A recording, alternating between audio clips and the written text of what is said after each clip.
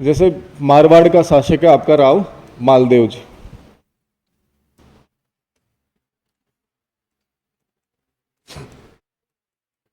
मारवाड़ के शासक हैं आपके राव मालदेव। इनके पिताजी का क्या नाम था?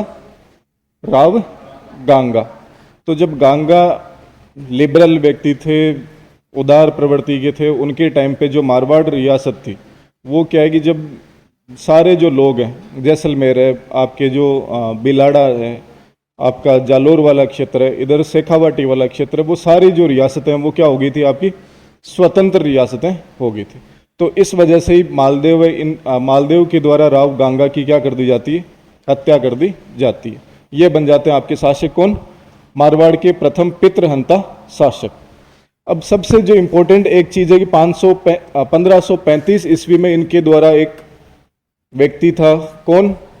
मेड़ता के वीरमदेव, उनको पराजित किया गया और मेड़ता पर इनके द्वारा अधिकार कर लिया जाता है। 1541 ईस्वी में इनके द्वारा बीकानेर के ऊपर क्या किया जाता है? आक्रमण। बीकानेर का इस समय शासक है वो आपका कौन है? बीकानेर का इस समय जो शासक है आपका राव जैत सिंह। जैत सिंह इस युद्ध में क्या होता है? मारा जाता है। कौन सा युद्ध था 1541 में? पाहेबा या फिर साहेबा का युद्ध। आप अलग अलग गाइड वगैरह पढ़ोगे, गाइड में आपको मिलेगा 1542, लेकिन आपकी आरबीएससी की बुक है उसमें अपने डेट दी हुई है, वो कौन सी है? 1541। तो 1541 ही अपने को क्या करनी है? याद रखनी। अब इस समय दिल्ली की जो मुगल सल्तनत है या फिर मुगल जो साम्राज्य है वहाँ पर भी थोड़े चेंजेज होते हैं 1539 और 1540 में। चौसा का युद्ध हुआ 1539 और कन्नौज का युद्ध होता है आपका कौन सा? 1540। उसमें हुमायूं को शेरशाह सूरी के द्वारा पराजित कर दिया जाता है और दिल्ली पर मुगल साम्राज्य की जगह किस वंश की स्थापना हो जाती है? सूर वंश की स्थापना हो जाती है।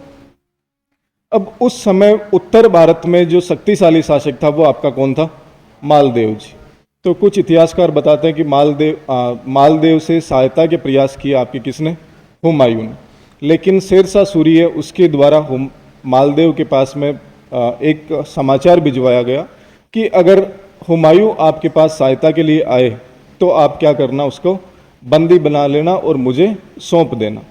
तो बताते हैं कुछ इतिहासकार कि जोगी तीर्थ नामक जगह पर हुमायूं और मालदेव की क्या होती है? मुलाकात होती है और मालदेव के द्वारा हुमायूं की थोड़ी बहुत रसद सामग्री है, कुछ पशु वगैरह उनको देके और वहाँ से उनको बोल दिया जाता है कि भाई साहब मेरी इतनी हिम्मत थी, मैंने आपकी मदद कर दी है। उसके बाद और थोड़ी बहुत हुमायूं के मन में भी क्या थी? इनके प्रति शंका की भावना थी। लास्ट क्लास में पढ़ा था अपन कि भाई हुमायूं के मन में भी शंका थी कि कहीं मालदेव मुझे बंदी बना के और शेरशाह सूरी को सौंप नहीं दे। तो इसके बाद हुमायूं है वो आगे आपके कहाँ पर चला जाता है? अमरकोट है वहाँ पर चला जाता है और अमरकोट का एक शासक था उस समय वेरीसाल, उसके वहाँ पर क्या लेता है? वो शरण लेता है। अब मेड़ता का इस समय जो शासक है आपका कौन है? वीरमदेव। इस युद्ध में मारा गया आपका राव जैत सिंह और जैत सिंह के दो बेटे थे, उस एक का क्या नाम है? कल्याणमल और एक आप भीम। ये दोनों व्यक्ति, ये जो तीनों लोग हैं ये कहाँ पर चले जाते हैं? आपके शेरशाह सूरी के पास चले जाते हैं और शेरशाह सूरी को उकसाते हैं कि भाई आप क्या करो, मालदेव के ऊपर आक्रमण करो और हमें हमारे साम्राज्य को वापस दिलवाओ। तो इसी के बाद में एक युद्ध होता है, वो युद्ध आपका कौन सा है? गिरी सुमेल का युद्ध। तो लिख लो साथ ही, मैं लास्ट क्लास में पढ़ा चुका था मैं, तो साथ साथ ही लिखते जाओ। गिरी सुमेल या फिर इसका दूसरा नाम भी मिलता है अपने को, वो कौन सा है? जेतारण का युद्ध। गिरी सुमेल या जेतारण का युद्ध कब हुआ? ये 5 जनवरी 1544। 5 जनवरी 1544। ये डेट क्यों लिखवा रहा हूं कि एक बार पूछी गई है कि गिरी सुमेल या जेतारण का युद्ध कब हुआ था? 5 जनवरी 1544 ईस्वी को हुआ था। अब युद्ध हुआ है तो युद्ध के कुछ कारण भी होंगे, तो युद्ध के क्या कारण रहे थे? तो पहला तो आपका कौन सा हो जाएगा? साम्राज्यवादी महत्वाकांक्षा। दोनों ही उस समय है ना। साम्राज्यवादी महत्वाकांक्षा को इंग्लिश में क्या बोलते हैं? इंपीरियलिस्टिक एम्बिशन, ठीक है। तो साम्राज्यवादी महत्वाकांक्षा, कुछ लोगों की शिकायत थी कि सर इसको इंग्लिश में क्या बोलेंगे, तो उसको बोलते हैं जो साम्राज्य है उसको बोलते हैं इंपीरियल, तो इंपीरियलिस्टिक एम्बिशन। तो साम्राज्यवादी महत्व लिख लो। पहला कारण आपका क्या है? अब थोड़ा क्या है कि अपने राजस्थानी लोग हैं, राजस्थानियों की इंग्लिश में क्या होता है, हाथतंगी होता है। जो नई पीढ़ी आ रही है, नई, सारे लोग क्या हो आप अंग्रेजी बन रहे हो। मैं आपको बताऊं कि जैसे क्या है कि अपन भारत में एजुकेशन सिस्टम है या फिर जो शिक्षा है, इसमें अपन नवाचार क्यों नहीं लेके आ पा रहे अभी तक वर्तमान में? सोचने की कभी आपने विचार किया इस बात पे? क्या समझे हो बताओ? आपा कहीं हुआ कि ना तो हिंदी डंगू जान पावा, ना इंग्लिश डंगू जान पावा, और आपा कहीं बना लिया एक खिचड़ी बना लिया कि प्रॉपर अपन हिंदी नहीं बोल। हिंदी में आपको बोलूँ ना कि हिंदी में एक पूरा पेज है वो लिख के दो, नहीं लिख पाओगे। और अपने जो पुराने जितने भी ग्रंथ वगैरह लिखे गए हैं वो किस में लिखे गए हैं? संस्कृत में या हिंदी में आपको मिल जाएंगे। तो अपन उनको तो पढ़ते ही नहीं है। आजकल अपन क्या पढ़ रहे हैं? नोवेल पढ़ रहे हैं। नोवेल भी किसके? फॉरेनर जो राइटर हैं उनके। तो वहां से अपने को क्या मिलेगा सीखने को? कुछ नहीं मिला। आपने जो खुद की है वो चीजें पढ़ो, उनको पढ़ोगे तो आपको जो दिमाग है वो अपने आप खुल जाएगा आपका। तो साम्राज्यवादी महत्वाकांक्षा। दूसरा रीजन लिखो। पहला रीजन साम्राज्यवादी महत्वाकांक्षा, दूसरा रीजन मारवाड़ की सीमा। मारवाड़ की सीमा दिल्ली साम्राज्य, मारवाड़ की सीमा दिल्ली साम्राज्य से टच होती थी या मिलती थी। सीमा, बॉर्डर, टच मतलब मिलती थी। तो दोनों के मध्य वो भी एक रीजन। तीसरा रीजन लिखो। मालदेव उस समय, मालदेव उस समय उत्तर भारत का, मालदेव उस समय उत्तर भारत का शक्तिशाली शक्तिशाली शासक था, जिसके कारण शेरशाह सूरी, शेरशाह सूरी मालदेव से, जिसके कारण शेरशाह सूरी मालदेव से ईर्ष्या रखता था।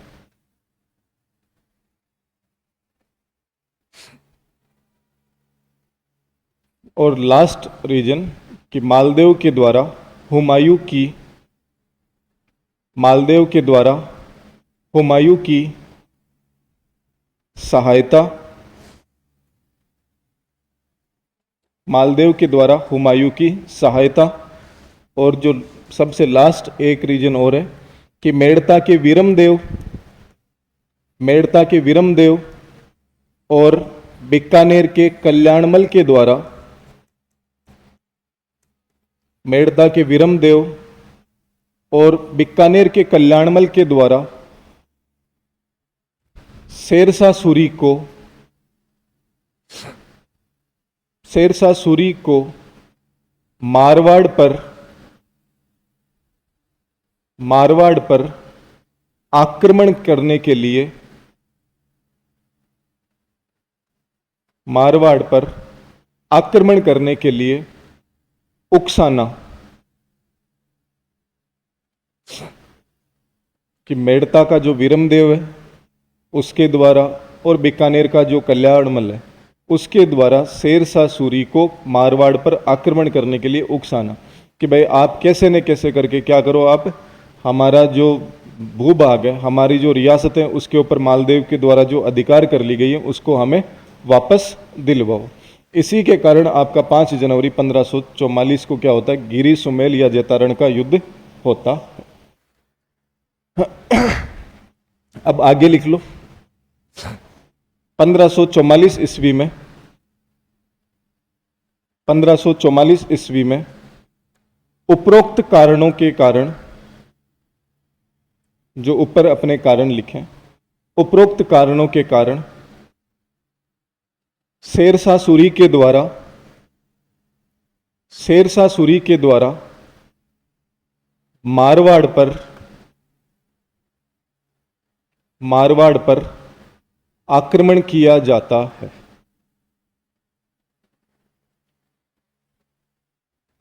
मारवाड़ पर आक्रमण किया जाता है। अब वो लास्ट क्लास में मैं सारी चीजें बता चुका था आपको कि मालदेव के दो सेनापति थे, कौन कौन से थे? जेता और कुंपा। इधर आपका जो शेरशाह सूरी है, इस शेरशाह सूरी के साथ कौन कौन व्यक्ति आए थे? वीरमदेव, कल्याणमल, ये लोग। लास्ट में शेरशाह सूरी की एक आरक्षित टुकड़ी है, वो किसके नेतृत्व में आती है? जलाल खां जलवानी के नेतृत्व में। ये चीज भी बताई थी कि शुरुआती क्षण में जो शेरशाह सूरी है वो मालदेव को जैसे परास्त नहीं कर पाता या अपने अधीन करने के इसने बहुत सारे प्रयास किए, और अंत में इसके द्वारा एक सहारा लिया जाता है। वो कौन सा? विश्वासघात, धोखे वाला, वो सारी चीजें मैंने लास्ट क्लास में बताई थी कि भाई पैसे वैसे रखवा दिए जेता और कुंपा के बाहर, जो शिविर वगैरह था वहां पर, और एक पत्र पहुंचा दिया जाता है किसके पास? मालदेव के पास, कि आपके जो दो सेनापति हैं वो मेरे साथ हैं, कल जो युद्ध होगा उस युद्ध के समय दोनों आपके भाग को छोड़कर और हमारे साथ हो जाएंगे, और आपकी इस युद्ध में क्या होगी? भयंकर पराजय होगी।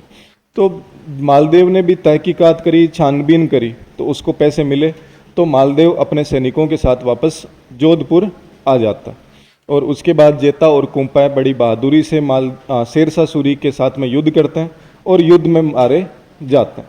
और इधर ये आरक्षित टुकड़ी, फिर मुट्ठी भर बाजरे के लिए हिंदुस्तान की बादशाहत, वो सारी चीजें मैंने लास्ट क्लास में, तो लिखो।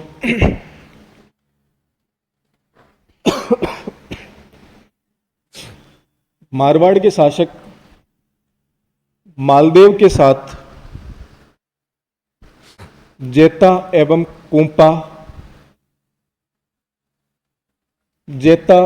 कुंपा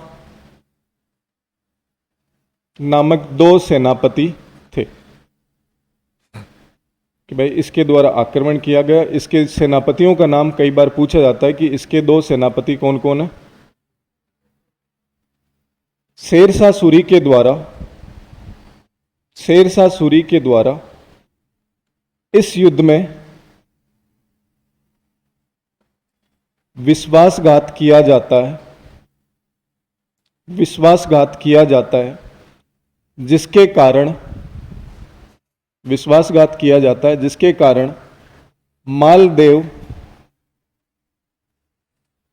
कारण मालदेव युद्ध क्षेत्र को छोड़कर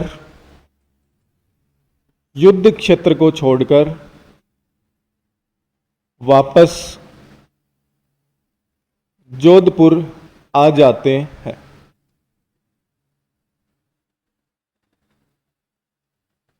युद्ध क्षेत्र को छोड़कर वापस जोधपुर आ जाते हैं। जेता एवं कुंपा के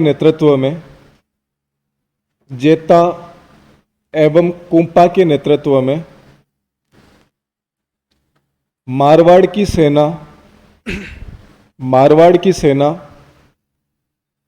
बड़ी बहादुरी से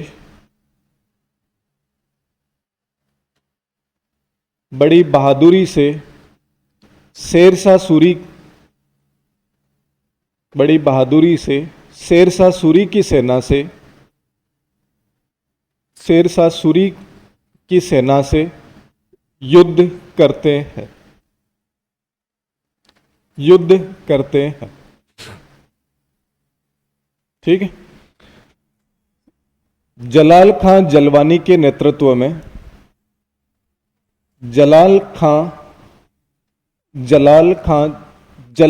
नेतृत्व में शेरशाह सूरी की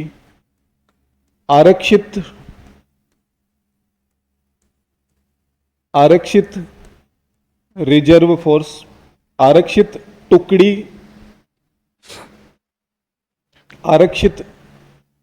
टुकड़ी, टुकड़ी क्या होगी? सैन्य टुकड़ी, वो सैन्य टुकड़ी की मदद से शेरशाह सूरी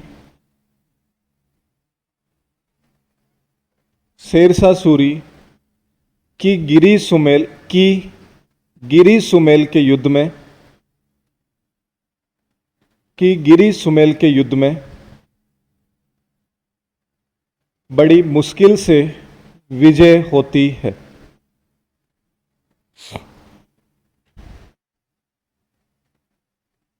बड़ी मुश्किल से विजय होती है।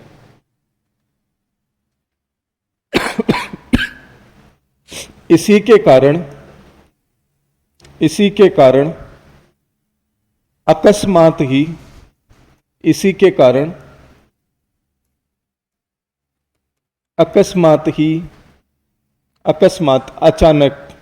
अकस्मात ही शेरशाह सूरी के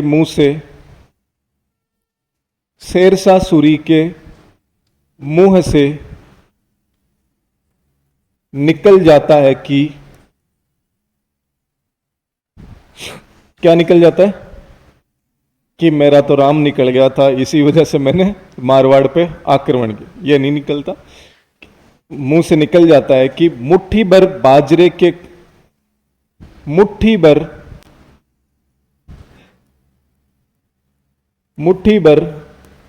बाजरे के खातिर मैं आज हिंदुस्तान की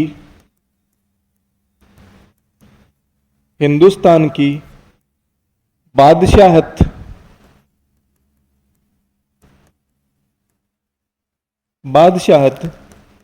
खो देता। अकस्मात ही शेरशाह सूरी के मुंह से निकल जाता है कि मैं मुट्ठी भर बाजरे की खातिर आज हिंदुस्तान की बादशाहत खो देता।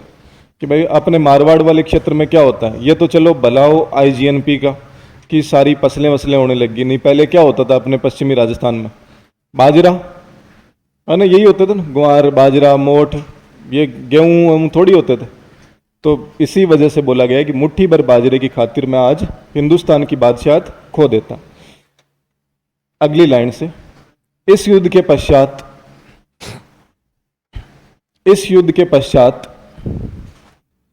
शेरशाह सूरी के द्वारा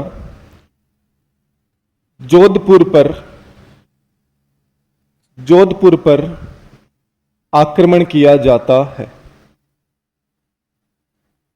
जोधपुर पर आक्रमण किया जाता है। अब जोधपुर में कौन था आपका? मालदेव। मारवाड़ के राठौड़ शासकों की संकटकालीन शरण स्थली कौन सी थी? सिवाना। तो मालदेव जी जोधपुर से आपके कहां पहुंच जाएंगे? सिवाना। उधर शेरशाह सूरी है, वो जोधपुर का एक प्रशासक नियुक्त कर देगा, एक व्यक्ति है, कौन? खवास खां, लास्ट क्लास। ठीक है, जोधपुर पर आक्रमण किया जाता है। तो मालदेव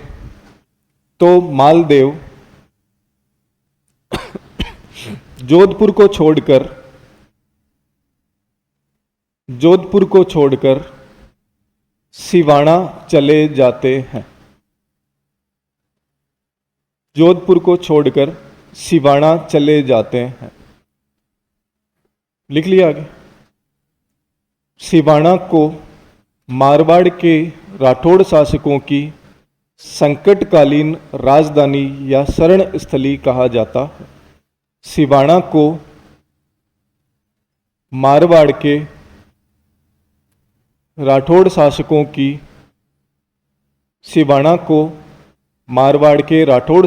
की संकटकालीन शरण स्थली या राजधानी कहा जाता है। संकटकालीन शरण स्थली बोल दो या फिर राजधानी बोल दो, वही थी। ठीक है। इसके बाद शेरशाह सूरी के द्वारा इसी में ये पैराग्राफ चलने दो। इसके बाद शेरशाह सूरी के द्वारा, इसके बाद शेरशाह सूरी के द्वारा खवास खां को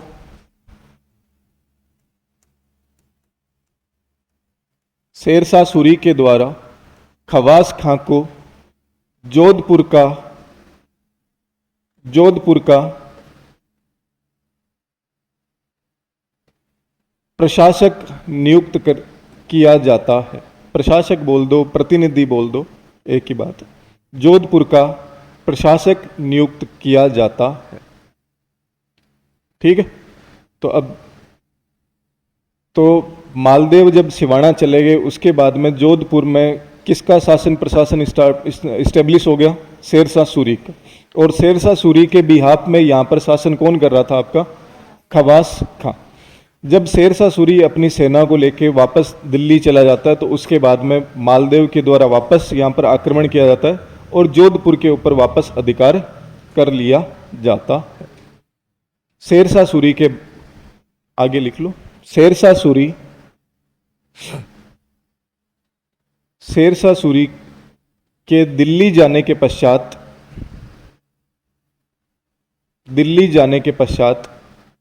मालदेव के द्वारा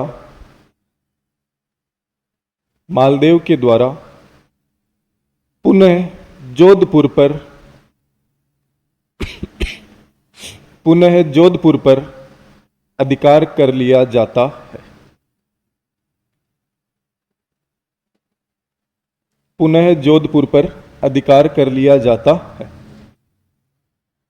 तो गिरी सुमेल वाला युद्ध, विश्वासघात, वो पैसों वाला लालच, वो सारी चीजें याद रखना। पूछ ले कि मालदेव के कौन कौन से दो सेनापति थे, जेता और कुंपा।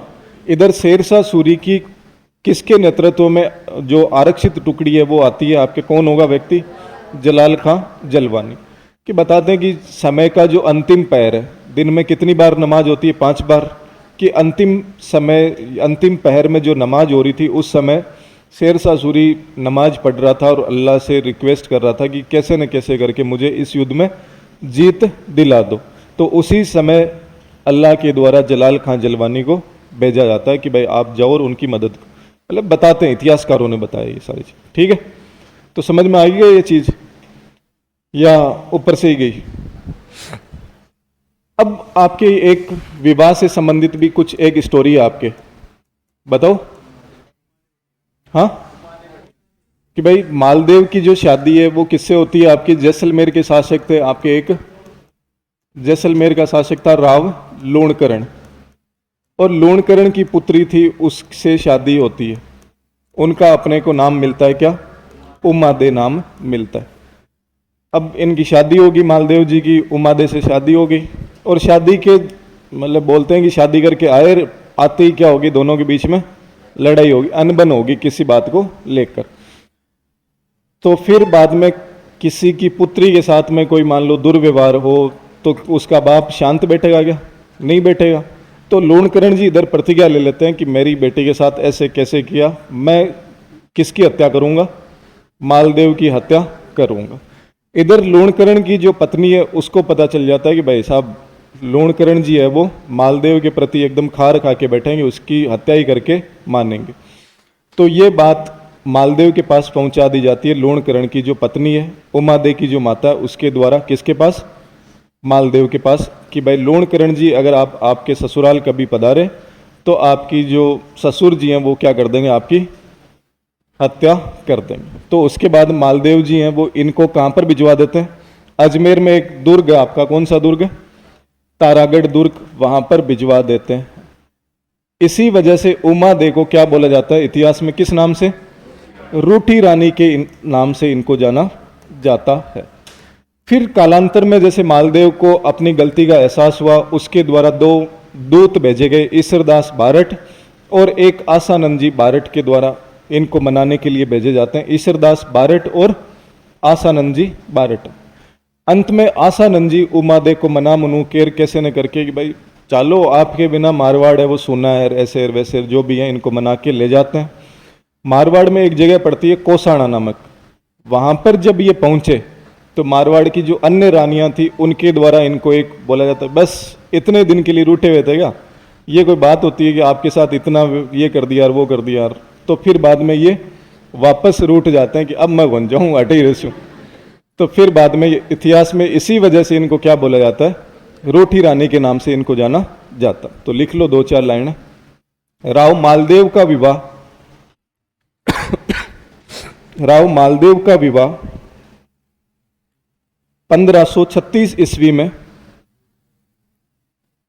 1536 ईस्वी में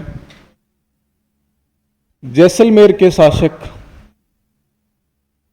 जैसलमेर के शासक राव लोणकरण की पुत्री उमादे के साथ मालदेव का विवाह 1536 ईस्वी में जैसलमेर के शासक राव लोणकरण की पुत्री उमादे के साथ हुआ था, हुआ था। किसी कारणवश, है ना, अपने को कारण कुरण जानना भी नहीं है, बस ठीक है, किसी कारणवश, किसी कारणवश उमादे मालदेव से रूठकर,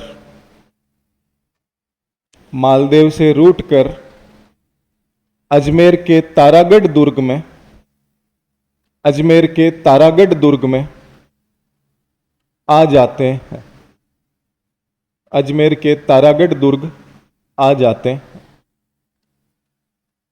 उमादे को ही, उमादे को ही इतिहास में, उमादे को ही इतिहास में रूठी रानी के नाम से, रूठी रानी के नाम से जाना जाता है,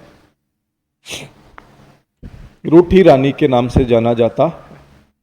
मालदेव के द्वारा, इसी मालदेव के द्वारा उमादे को मनाने के लिए ईसरदास, ईसरदास बारठ एवं आशानंद के नेतृत्व में, मालदेव के द्वारा उमादे को मनाने के लिए, ये लिखा है या क्या लिखा है, मालदेव, ये लिखा है ना, मालदेव के द्वारा उमादे को मनाने के लिए ईसरदास बारठ एवं आशानंद के नेतृत्व में दो दूत, दो दूत, दूत जैसे हनुमान जी गए थे ना, दूत भेजे जाते हैं, दो दूत भेजे जाते हैं, बस इतना ही ध्यान रखना। लेकिन ये बाद में इनके साथ गए, फिर बाद में कोसाना एक जगह पड़ती है, वहीं पर ये रुक गए। अब मालदेव के कुछ निर्माण कार्य वो लिखो, मालदेव के निर्माण कार्य, मालदेव के निर्माण कार्य। मालदेव के द्वारा 3 दुर्गों का निर्माण करवाया गया था। एक तो आपका कौन सा है, मालकोट का किला, ये कहां पर पड़ता है आपका, मेड़ता में। एक सोजत का किला,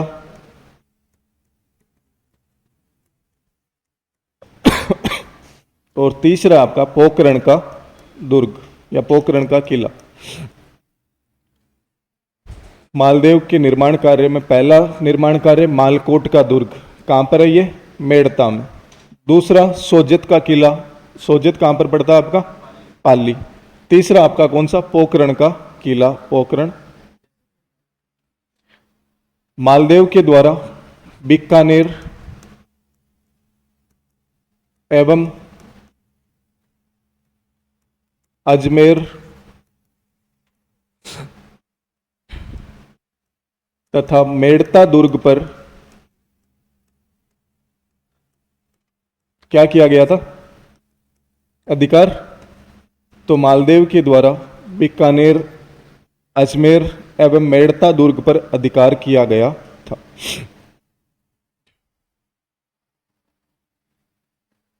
अधिकार किया गया था। ठीक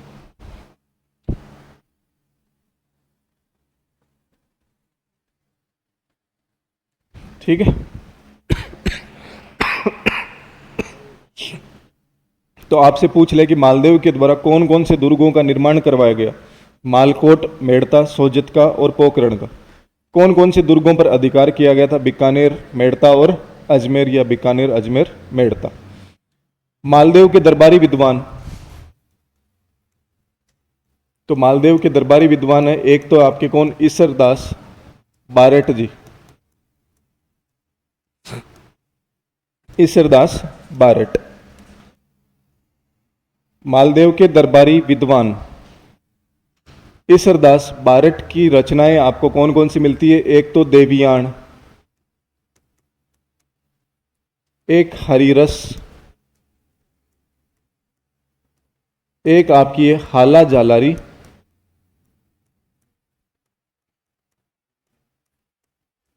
हाँ देवीयाण, हाला जालारी, कुंडलियां।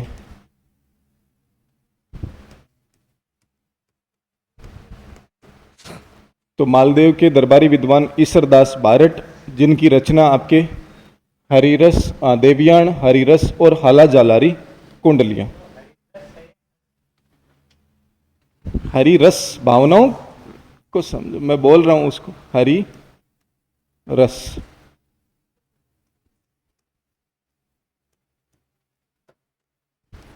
हाला जालारी, कुंडलियां। इनका एक दरबारी विद्वान देवीयाण, ध्यान रखना, ये क्या है, देवीयाण, हरिरस, हाला जालारी, कुंडलियां। इनकी एक, हाँ, इनका एक दरबारी और विद्वान था, उसका नाम है आसानंद जी। आसानंद। आसानंद की कविताएं हैं आपकी बागा भारमलीरा दुहा।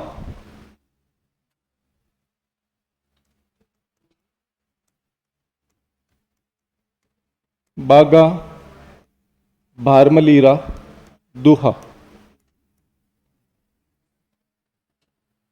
मालदेव के दो दरबारी विद्वान थे, एक का नाम अपने को क्या मिलता है, ईसरदास बारेट, दूसरे का क्या नाम मिलता है, आसानंद। ये दोनों दूत ही गए थे ना अभी मनाने के लिए।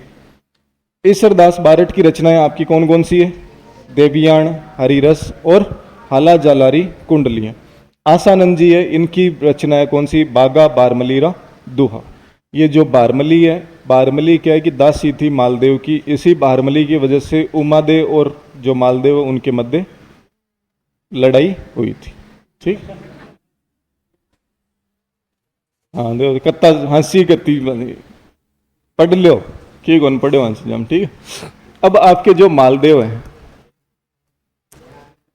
ये मालदेव के 4 पुत्र थे। एक का अपने को नाम मिलता है क्या, राम।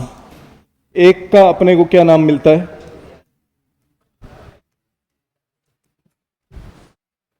गॉसिप का मैटर मिलेगा आपको, है ना।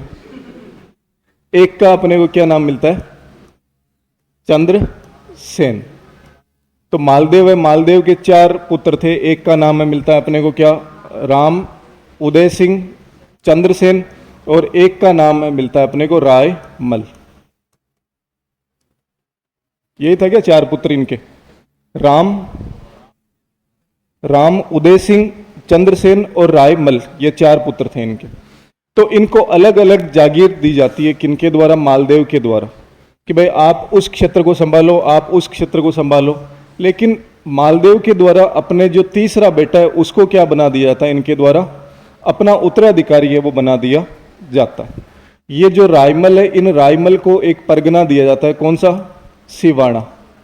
इन रायमल को परगना दे दिया सिवाना। इसी वजह से आगे अपन देखेंगे सिवाना में जो राठौड़ हुए वो रायमलोत राठौड़ उनको बोला जाता है। आगे अपन देखेंगे कल्ला रायमलोत जी के नेतृत्व में सिवाना में दूसरा साका हुआ था, उन्हीं के नेतृत्व। ये जो उदय सिंह है, इन उदय सिंह को एक जागीर दी जाती है, वो आपकी कौन सी जागीर दी जाती है, फलोदी की जागीर दी जाती है। और ये जो राम है, इन राम को एक जागीर दी जाती है, वो आपकी कौन सी है, गुंदोज का ठिकाना है वो दिया जाता है। गुंदोज ये जोधपुर में ही पड़ता है। तो मालदेव है, मालदेव के द्वारा अपने 4 पुत्रों को, जैसे राम है उनको दे दिया गुंदोज, उदय सिंह को दे दिया फलोदी, चंद्रसेन को बना दिया जाता है अपना क्या, उत्तराधिकारी इनको बना दिया जाता है कि भाई आप ही अब मारवाड़ के क्या हो, कर्ता धर्ता हो, मारवाड़ के ही आप शासक हो। और रायमल को दे दिया सिवाना की जागीर। इस वजह से इनके जो दो बड़े भाई थे राम और उदय सिंह, ये नाराज होके और आपके चले जाते हैं कहाँ पर, अकबर के पास में चले जाते हैं। उस समय आपका शेरशाह सूरी है वो भी मर गया, आपके हुमायूं है वो भी, और अब आपका मुगल शासक है वो कौन बन जाता है, अकबर है वो बन जाता। तो चंद्रसेन को अपन क्या क्या बोलते हैं बताओ, देखिए। मारवाड़ का कि भाई जो ये फॉरगॉटन हीरो ऑफ मारवाड़ इनको बोला जाता है, यानी मारवाड़ का भूला बिसरा शासक। मारवाड़ का कौन, भूला बिसरा शासक। इन्हें मारवाड़ का क्या बोला जाता है, इन्हें मारवाड़ का महाराणा प्रताप इनको कहा जाता है। इन्हें प्रताप का पथ प्रदर्शक, यानी महाराणा प्रताप से पहले ये शासक बन गए थे। कब बने थे, 1562 ईस्वी में क्या बन गए थे शासक। 1562 से लेके 1581 ईस्वी तक ये क्या रहे थे, मारवाड़ के शासक रहे थे। तो महाराणा प्रताप शासक कब बने थे, 1572। तो महाराणा प्रताप से ये पहले शासक बन गए। इसी वजह से महाराणा प्रताप के पथ प्रदर्शक, महाराणा प्रताप के अग्रगामी शासक इनको कहा जाता। ठीक है, तो पूछ ले मारवाड़ के किस शासक को महाराणा प्रताप का पथ प्रदर्शक अग्रगामी शासक कहा जाता है, तो कौन होगा आपका, चंद्रसेन। या फिर पूछ ले मारवाड़ का भूला बिसरा शासक है वो किसे कहा जाता है, कौन, आपके चंद्रसेन। एक आपके इतिहासकार हुए हैं विश्वेश्वर नाथ रेऊ। इतिहासकार कौन है, विश्वेश्वर नाथ रेऊ। इन्होंने चंद्रसेन की जो तुलना है वो किसके साथ में करी है, महाराणा प्रताप के साथ में तुलना करी है। तो पूछ ले कि निम्न में से किस इतिहासकार के द्वारा चंद्रसेन की तुलना महाराणा प्रताप के साथ में की गई है, तो वो आपके कौन है, विश्वेश्वर नाथ रेऊ है। अब इन्हें भूला बिसरा शासक है ये क्यों कहा जाता है बताओ, देखें कि भाई इन्हें भूला बिसरा शासक, भाई महाराणा प्रताप के समान इनको बता दिया, महाराणा प्रताप का पथ प्रदर्शक बता दिया, महाराणा प्रताप का अग्रगामी शासक बता दिया, तो कुछ न कुछ तो इनमें रही होगी काबिलियत कि भाई प्रताप से इनकी क्या की जा रही है, तुलना की जा रही है। लेकिन इतिहास में जो स्थान महाराणा प्रताप का है, क्या वो स्थान चंद्रसेन जी का है, नहीं है। क्यों नहीं है तो बताओ, कभी जानने की कोशिश करिए।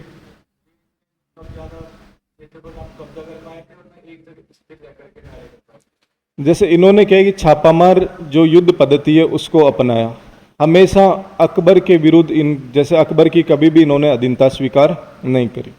इनके द्वारा, इनके अधीन, जैसे अभी अपन ने देखा कि मालदेव के द्वारा एक पोखरण का दुर्ग बनाया गया था। उस समय पोखरण वाला क्षेत्र भी आपके मारवाड़ के शासकों के अधीन आता था।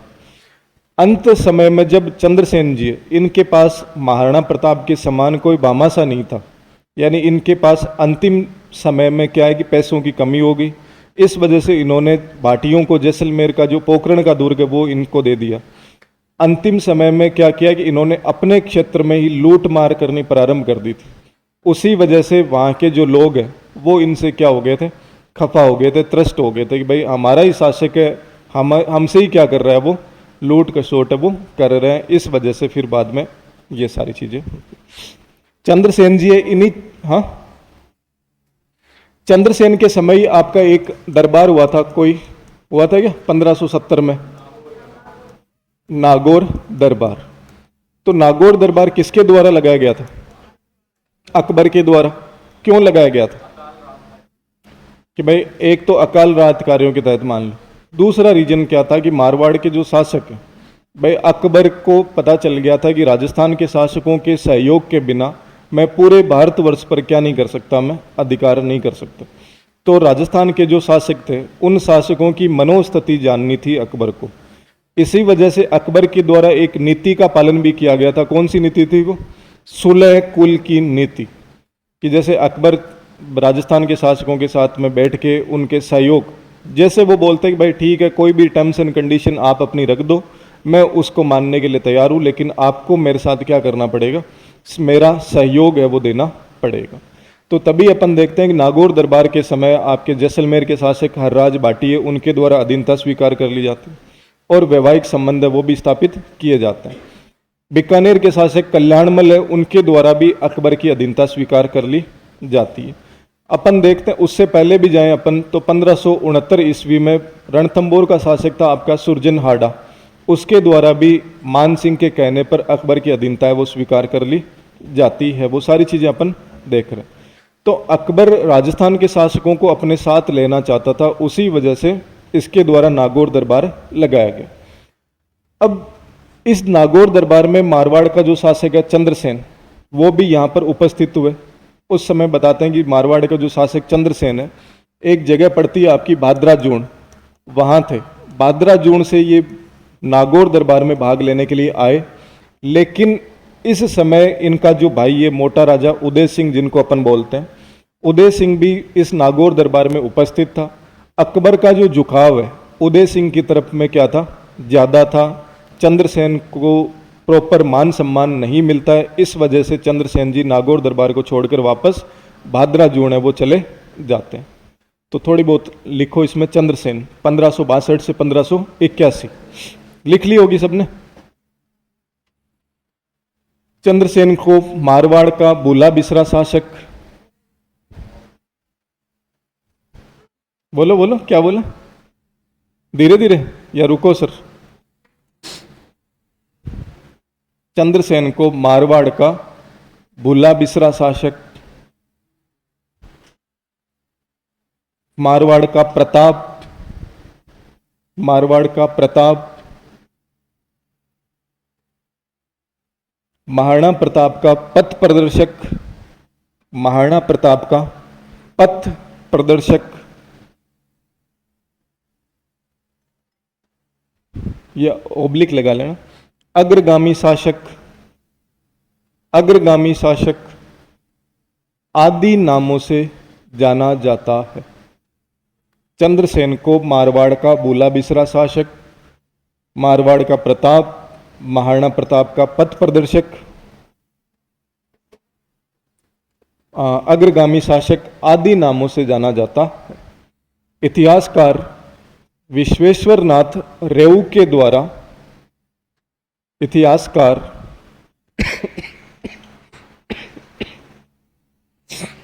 विश्वेश्वर नाथ रेऊ के द्वारा चंद्रसेन की तुलना, चंद्रसेन की तुलना रेऊ के द्वारा,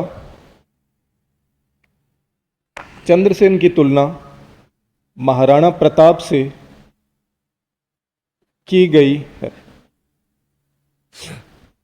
इतिहासकार विश्वेश्वर नाथ रेऊ के द्वारा चंद्रसेन की तुलना महाराणा प्रताप से की गई है। अब थोड़ी सी 2-4 लाइनें लिख लो। मालदेव के द्वारा, मालदेव के द्वारा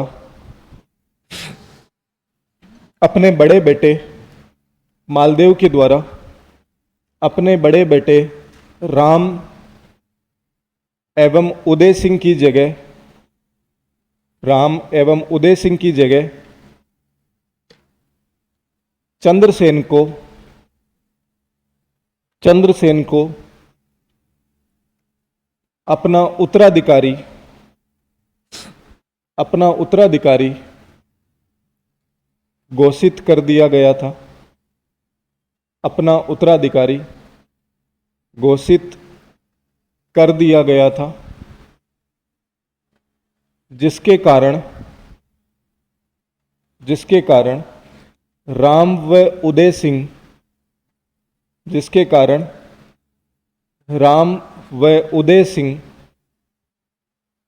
अकबर के पास, अकबर के पास चले गए थे, जिसके कारण राम व उदय सिंह अकबर के पास चले गए थे। अब ये 1562 ईस्वी के लमसम का ही घटनाक्रम है। अब आगे लिखो एक 1564 ईस्वी में, 1564 ईस्वी में अकबर के द्वारा हुसैन कुली खां के नेतृत्व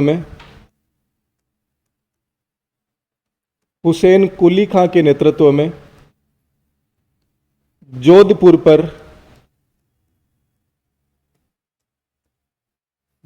पर आक्रमण किया जाता है। 1564 ईस्वी में अकबर के द्वारा हुसैन कुली खां के नेतृत्व में जोधपुर पर आक्रमण किया जाता है। चंद्रसेन जोधपुर से भाद्राजूण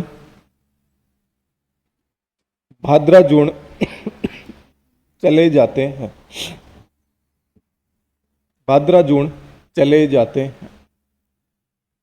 कालांतर में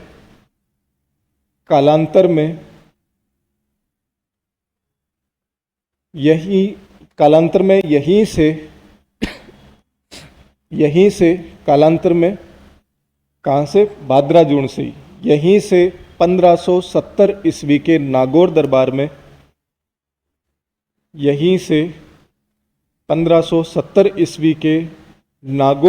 में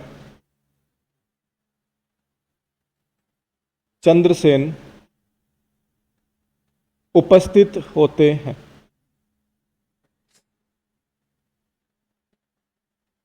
नागौर दरबार में उपस्थित होते हैं। लेकिन नागौर दरबार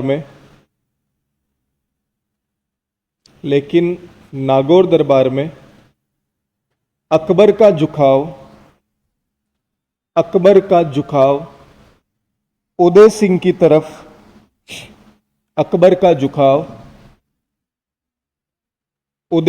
तरफ अधिक होने के कारण चंद्रसेन वापस भाद्राजूण लौट जाते हैं।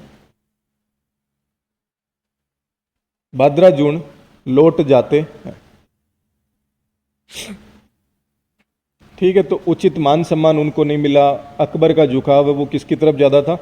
उदय सिंह की तरफ ज़्यादा था। इस वजह से चंद्रसेन जी भाद्राजूण चले जाते हैं।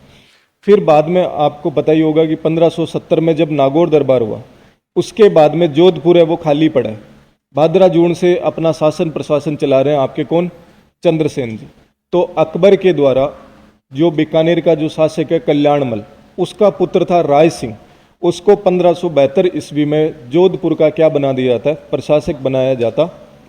ये कई बार एग्जाम में प्रश्न पूछा गया कि नागौर दरबार के पश्चात अकबर के द्वारा बीकानेर के किस शासक को जोधपुर का प्रशासक बनाया गया था?